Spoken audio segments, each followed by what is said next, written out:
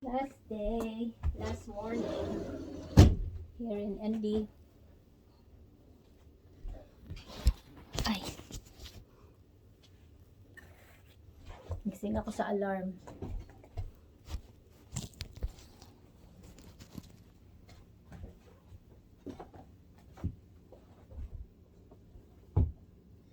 Some may never say good morning, America, North Dakota.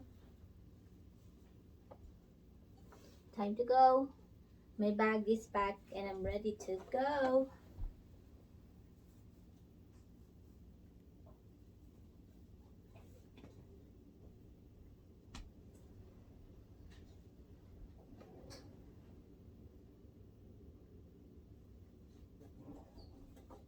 Dito pag nagme-medyas, 2-3 layers.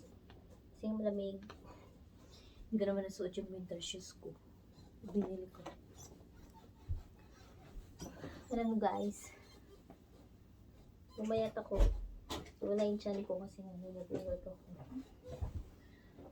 Minsan, konti lang yung baon ko, tapos pag umaga bread lang. Tapos pagdating sa apartment ni Ara,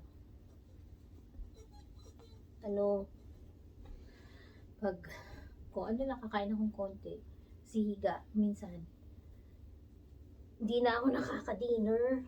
Mga ilang araw na ganun, kaya parang lumit ng konti yung tiyan ko. Which is good. Tingnan mo.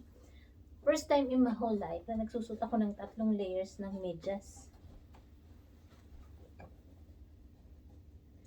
Yung sapatos ko ngayon, Converse. Nabili ko to sa thrift shop, senior center.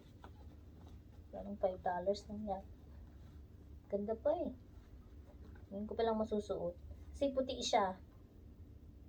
Parang chocolate yung yung design.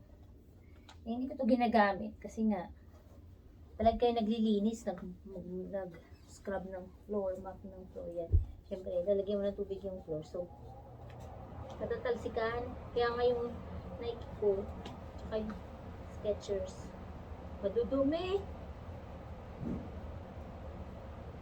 Ito na nalabas si BC. Sunduin ako ni Hana sa airport. Yung aking pinsan, na pretty pinsan na si Hana. So,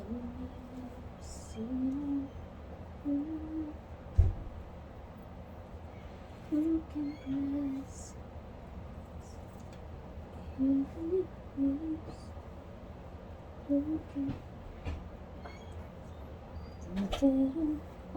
Buti na lang may warm water, hindi mahirap maligo sa umaga.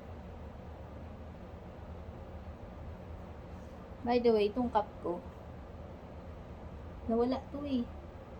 Doon sa Fanatics. Nahanap ko. Basta nakita ko nandun siya. Sino man nakapulot, ginamit.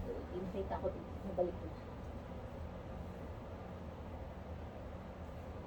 Dito sa watch, nakalagay 4:30 kasi nga nag-adjust na yung time, daylight saving time. So back 1 hour backward. So ang oras pa lang ngayon 3:30, pero yung dating oras ng walang daylight saving time is 4:30.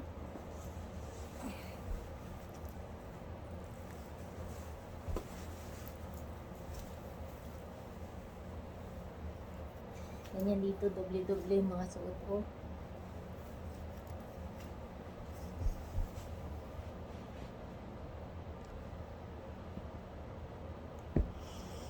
Okay, dito ko, magkakape na. Sakay na sa kotse.